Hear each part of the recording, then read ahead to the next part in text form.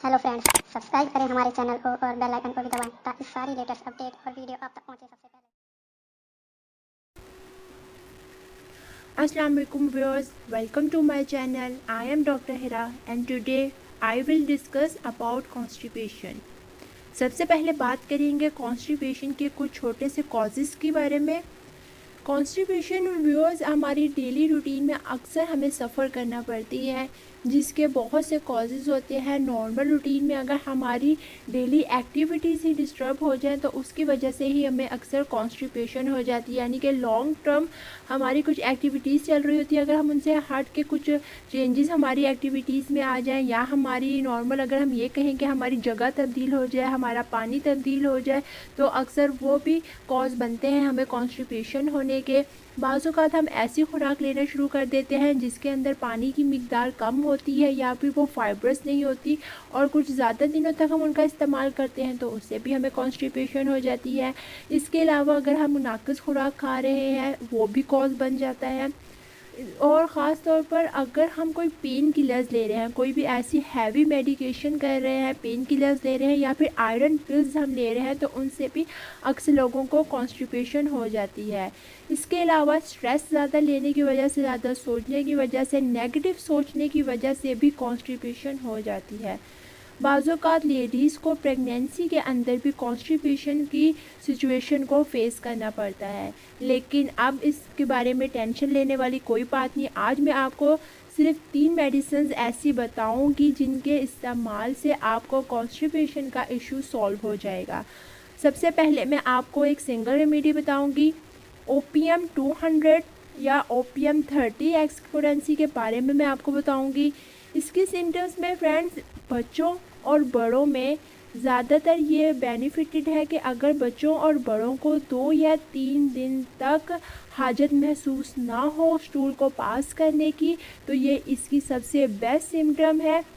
ये बच्चों और बड़ों, ख़ासतौर पर छोटे बच्चों के लिए भी अक्सर छोटे बच्चों को कॉन्स्टिपेशन हो जाती है और माएँ उन्हें मेडिसिन देते हुए भी घबरा रही होती हैं कि कोई घरेलू टोटका ही कर लें। छोटे से बच्चे हैं कि चंद माह के हैं या 1-2 साल के हैं, इन्हें कोई मेडिसिन ना दी जाए, कहीं उनको मेडिसिन से कोई नुकसान ना हो, तो बेफिक्र हो के ओपीएम आप उनको दें तो ओपीएम उनको बहुत ही बेस्ट रिज़ल्ट देगी। ख़ास तौर पर कि जब स्टूल बहुत हार्ड हो या उनका कलर ब्लैकिश हो रहा हो और लार्ज इंटेस्टाइन सूख रही हो, महसूस हो रहा हो, अंदर सुखड़न से महसूस हो रही हो, और ऐसा महसूस हो के अंदर अगर स्टूल पास कर भी दिया तो भी कुछ मिकदार में अंदर भारीपन महसूस हो रहा हो, जो स्टूल पास करने के लिए पैरास्टैटिक मूवमेंट होती है हमारी लार्ज इंटेस्टाइन में, वो एक्टिव ना फील हो रही हो, तो ऐसी कंडीशन में ओपीएम बहुत ही अच्छी मेडिसिन है। अगर छोटे बच्चों को कॉन्स्टिपेशन में ये सिम्टम्स आ रही हैं तो आप उनके लिए ओपीएम 30 यूज़ करेंगे। बच्चों को सुबह में आप देंगे, 3 से 4 दिन तक सिर्फ देंगे, और 1 चम्मच पानी के अंदर, पानी बॉयल हो, आम कोई पानी नहीं लेना, बॉइल्ड पानी हो या मिनरल वाटर हो, उसके 1 चम्मच पानी में आपने 1 ड्रॉप ओपीएम 30 का बच्चों के लिए यूज़ करना है। ओपीएम 30 पोटेंसी का 1 ड्रॉप 1 चम्मच पानी में दिन में 1 दफ़ा देना है और 2 से 3 दिन तक इस्तेमाल करना है, जब तक कम्प्लीटली उनका पेट साफ़ ना हो जाए। और अगर बड़ों में भी सेम यही सिम्टम हो तो आप ओपीएम 200 यूज़ करेंगे, चाहे बड़े हों चाहे बुज़ुर्ग हो, आप 200 पोटेंसी यूज़ करेंगे और उनको डायरेक्ट ऑन टंग यानी ज़बान के ऊपर सुबह के वक्त 2 कतरे इस्तेमाल करवाएंगे। इसके अलावा सेकंड मेडिसिन है नक्स वोमिका। नक्स वोमिका में दोस्तों जो सबसे इसकी प्रोमिनेंट जो सिम्टम हम कहेंगे वो है कि आप स्टूल पास करने के बावजूद भी अंदर महसूस हो रहा होता है कि अभी भी हमें हाजत हो रही है।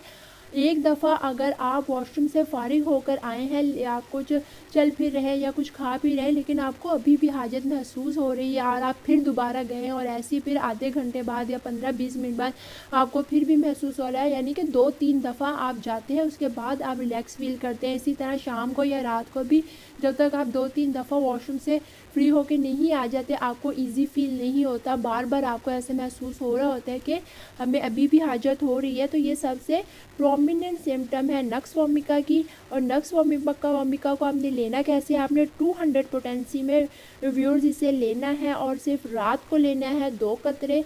जब तक सिम्टम्स पूरी रिकवर ना हो जाए आप तब तक इसे लेते रहेंगे। और मेरी जो थर्ड मेडिसिन है वो 2 मेडिसिन का कॉम्बिनेशन है, ब्रायोनिया एल्बम और प्लम्बन मेटालिकम। 200 पोटेंसी में इन दोनों को यूज़ करना है। प्लम्बम मेटालिकम को आपने 2 ड्रॉप्स सिर्फ नाइट में यूज़ करना है। ये प्लम्बम जो है वो ज़्यादातर उम्र दराज लोगों के लिए जिनको कॉन्स्टिपेशन का मसला पहले तो इतना ना रहा हो, लेकिन जैसे जैसे उनकी एज बढ़ती जा रही है उनके अंदर कॉन्स्टिपेशन का मसला भी बढ़ता जा रहा हो, तो ऐसे में उनके लिए प्लम्बम 200 बहुत अच्छी मेडिसिन है। और जब उनको कॉन्स्टिपेशन के साथ हालत पेट में भारीपन महसूस होता हो, स्टूल पास करने के बावजूद भी उनको ऐसा लगता हो कि उनका पेट भरा हुआ है अभी भी और उनको हाजत अभी भी महसूस हो रही है, तो प्लम्बम मेटालिकम 200 उनको हम यूज़ करवाएंगे नाइट में डायरेक्ट ऑन टंग, 2 ड्रॉप ज़बान पे डायरेक्ट आपने उनको देना है। और ब्रायोनिया की अगर हम बात करें तो हमारी म्यूकस मेम्ब्रेन में अक्सर ड्राइनेस आ जाती है बहुत ज़्यादा और उसकी वजह से भी हमें कॉन्स्टिपेशन हो जाती है। तो आप अगर ब्रायोनिया को भी 200 पोटेंसी में ऐसे इन दोनों के कॉम्बिनेशन को मिलाएं कि प्लम्बम आप यूज़ करें नाइट में 2 ड्रॉप्स और ब्रायोनिया 200 को मॉर्निंग में 2 ड्रॉप्स इस्तेमाल करें सीधा ज़बान के ऊपर, तो आपकी कॉन्स्टिपेशन की कोई भी सिम्टम हो जो आपको मेडिसिन के अकॉर्डिंग समझ नहीं आ रही, तो इन दोनों का कॉम्बिनेशन एक सुबह और एक रात में आप यूज़ करें और यूज़ करते रहें, तकरीबन 1 हफ़्ता यूज़ करें। अगर तो आपके कॉन्स्टिपेशन का मतलब कुछ मंथ्स तक है तो आप तकरीबन इसको 10 दिन तक यूज़ करें या 15 दिन तक, तो ये सॉल्व हो जाए। लेकिन अगर आपको काफ़ी सालों से ये मसला चला ही आ रहा है कि कभी ठीक हो रहा है कभी फिर दोबारा से हो रहा है, तो आप इसको देखेंगे कि 15 दिन के इस्तेमाल में आपको वाज़ह फ़र्क आएगा, लेकिन कम्प्लीटली क्योर के लिए आप इसको तकरीबन 2.5 से 3 महीने तक इस्तेमाल करेंगे।